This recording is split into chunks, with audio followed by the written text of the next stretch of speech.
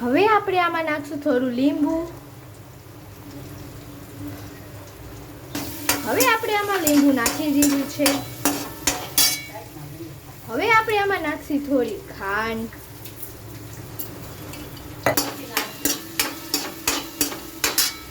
આમાં સ્વાદ પ્રમાણે નાખશું મરચું.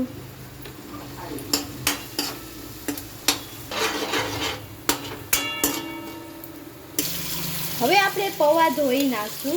પૌવા ધોઈને આપણે તરત જ નાખી દેવામાં આવશે. જો આવી રીતે પૌવા ધોઈને હવે આપણે તરત જ નાખી દેવાના રહેશે.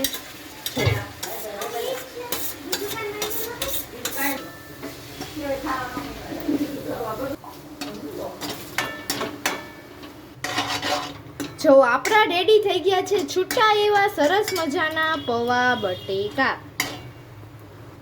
હવે આમાં આપણે નાખીશું થોડી કોથમરી.